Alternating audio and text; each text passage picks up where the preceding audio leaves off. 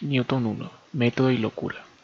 La revolución científica clásica no fue solo un suceso histórico, sino un periodo intenso que se extendió más o menos entre 1550 y 1700, y que estuvo marcado por progresos espectaculares en muchos campos, pero sobre todo en física, matemáticas y astronomía. La activa curiosidad inventiva de los artistas ingenieros del Renacimiento, como Filippo Brunelleschi y Leonardo da Vinci, vaticinó su espíritu, pero la obra de Copérnico y Revolutioni Bursorium Coelestium sobre las revoluciones de las esferas celestes, la que suele tomarse como un documento seminal. Copérnico presentó argumentos serios, basados en el análisis matemático de las observaciones astronómicas, a favor de que la Tierra ni era el centro del universo ni estaba inmóvil, sino que rotaba como una satélite del Sol. Esa conclusión era una ofensa al sentido común, no hablemos ya de las doctrinas cosmológicas de la Iglesia, influidas poderosamente por Platón y Aristóteles. Pero las matemáticas eran tosudas. Los pensadores radicales que decidieron basarse en su precisión en lugar de secuestrar su influencia acabaron triunfando. Los descubrimientos de Galileo, Kepler y René Descartes culminaron con la síntesis de Isaac Newton, una singularidad intelectual en la que se centra esta parte de nuestra reflexión. Análisis y síntesis. Más allá de su tesoro de descubrimientos concretos, la revolución científica fue una revolución en la ambición y, en un sentido profundo, del gusto. Los nuevos pensadores no se conformaban con un resumen de la realidad a vista de pájaro, al estilo de Aristóteles. Exigían que se respetara por completo la visión de la hormiga, además de la del pájaro. Tampoco estaban dispuestos a renunciar a ningún detalle para acomodar ningún punto de vista mentalmente superior al estilo de Platón. Exigían observación, medición y descripción precisa con el uso de la geometría, de las ecuaciones y de la matemática sistemática allí donde fuera posible. Newton capturó la esencia de una nueva visión como sigue. Así como en las matemáticas, también en la filosofía natural, la investigación de las cosas difíciles por medio del análisis debe siempre preceder al método de composición. Mediante esta forma de análisis podemos proceder de los compuestos a los ingredientes y de los movimientos de las fuerzas que los producen, y, más en general, de los efectos a sus causas.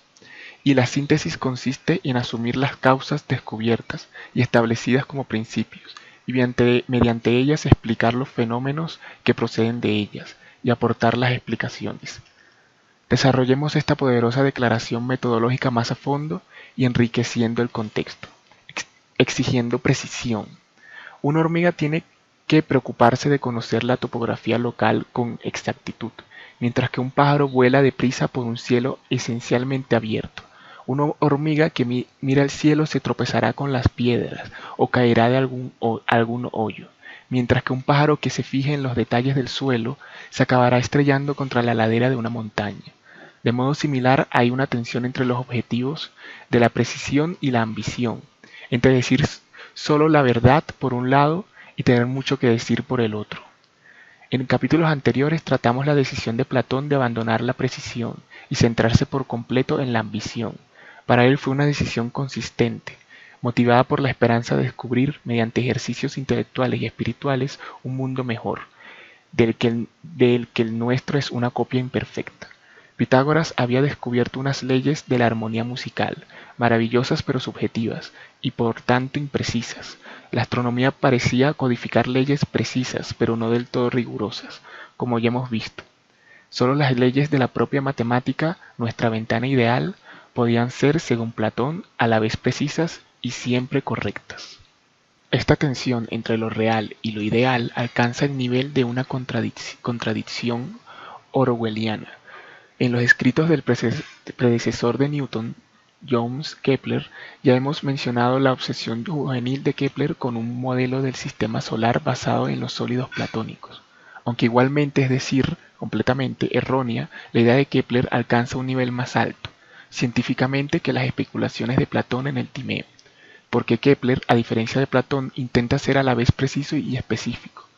La esfera de Mercurio sujeta un octaedro circunscrito, que está inscrito en la esfera de Venus. Luego tenemos un icosaedro, un dodecaedro, un tetraedro y un cubo que interpolan respectivamente Venus-Tierra, Tierra-Marte, Marte-Júpiter y por último Júpiter-Saturno.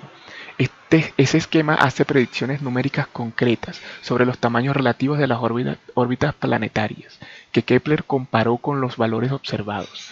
La concordancia, aunque no exacta, estaba lo bastante cerca para convencer a Kepler de que estaba en el camino correcto. Alentado por ello, tuvo el valor de ponerse a afinar su modelo y compararlo con mejores datos, de modo que sacaría reducir con más claridad la música de las esferas. Así que el modelo de Kepler disparó su histórica trayectoria en la astronomía.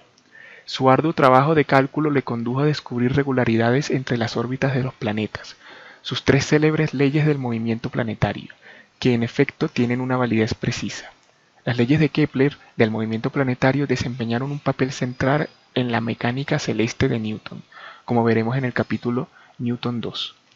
Kepler estaba encantado con estos descubrimientos y justamente orgulloso de ellos, y sin embargo socavaron de manera fatal los fundamentos de su propio y hermoso sistema de esferas celestiales, sujetas por los sólidos platónicos.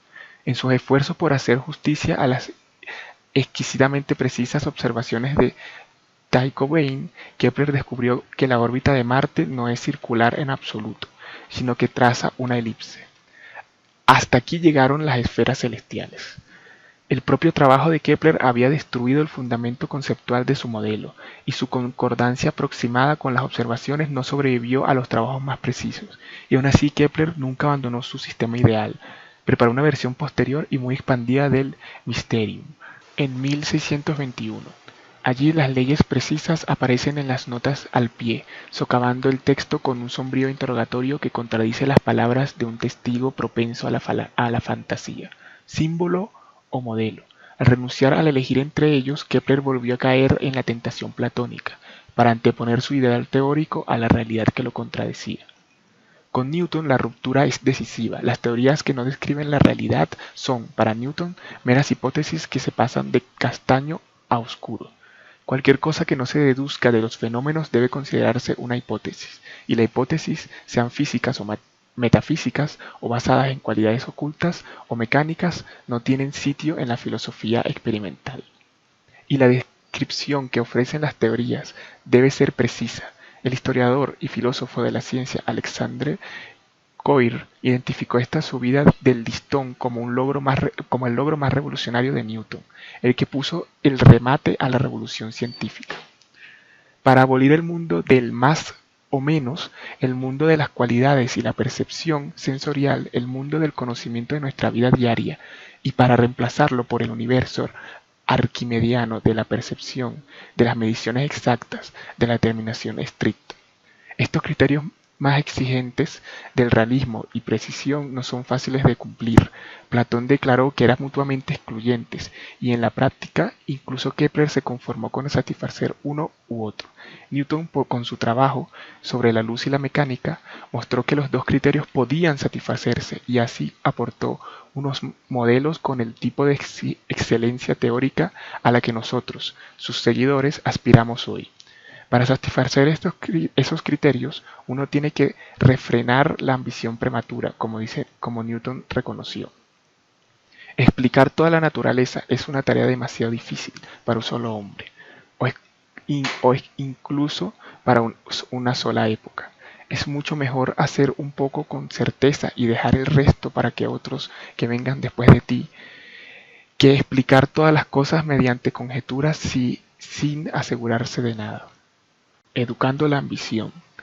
Y aún así el propio Newton era ambicioso en grado supremo. Su curiosidad se extendía en muchas direcciones, y sus vastos cuadernos se pueden hallar montones de hipótesis sobre todo tipo de cosas.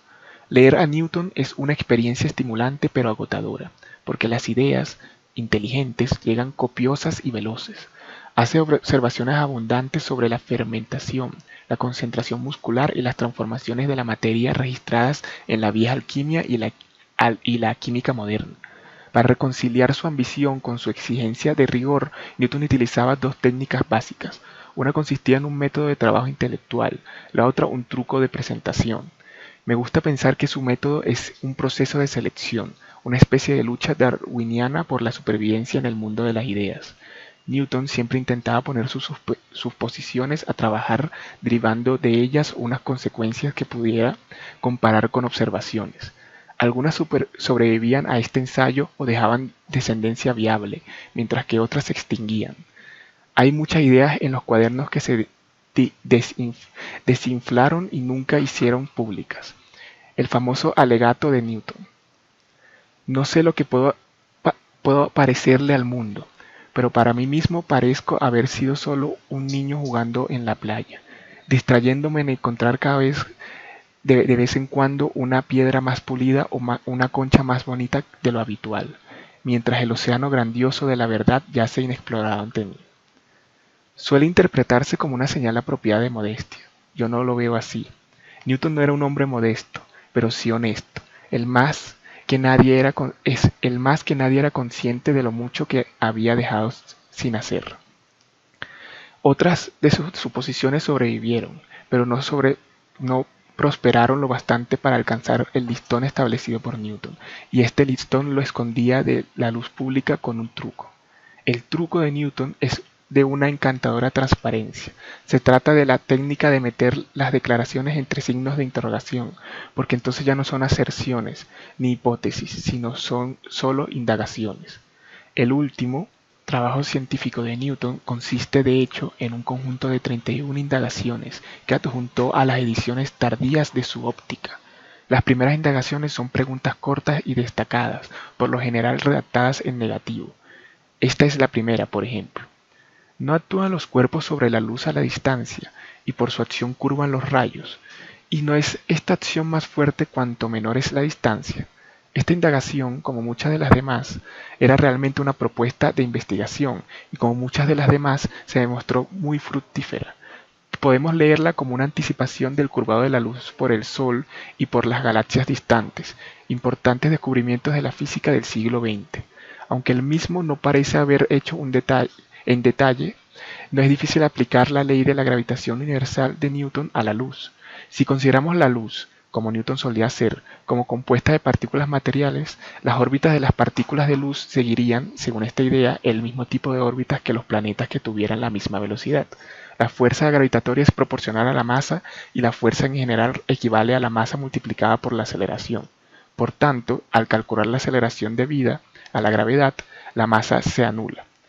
Newton sabía que la determinación astronómica de la velocidad de la luz que había hecho Euler-Roemer y se refiere a ella como en la óptica, donde menciona que la luz emplea entre 7 y 8 minutos en viajar del Sol a la Tierra, así que Newton estaba en condiciones de estimar el curvado de la luz por el Sol debido a la gravedad.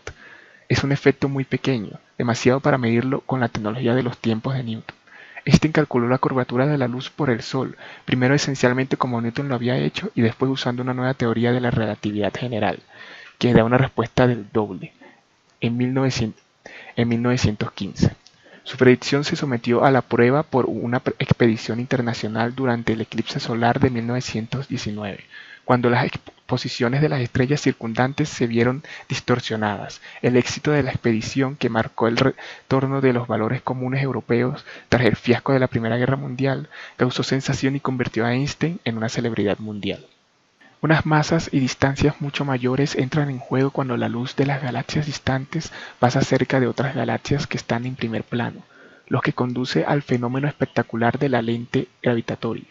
Las imágenes de las galaxias distantes resultan a veces distorsionadas por el paso de su luz a través de los campos gravitatorios de la materia interpuesta, de modo similar a la distorsión de la imagen de una paja cuando se ve a través del agua. En la imagen 13, por ejemplo, los arcos son imágenes distorsionadas de una población de galaxias muy distantes situada 5 veces más lejos que el racimo galáctico que hace de lente. Seguro que Newton habría disfrutado de esta vindicación cósmica de su primera indagación. Figura 13. Los campos gravitatorios de los cuerpos causan que la luz se curve, creando lentes cósmicas. Aquí se puede ver unas imágenes enormemente distorsionadas de galaxias, que aparecen como finos arcos.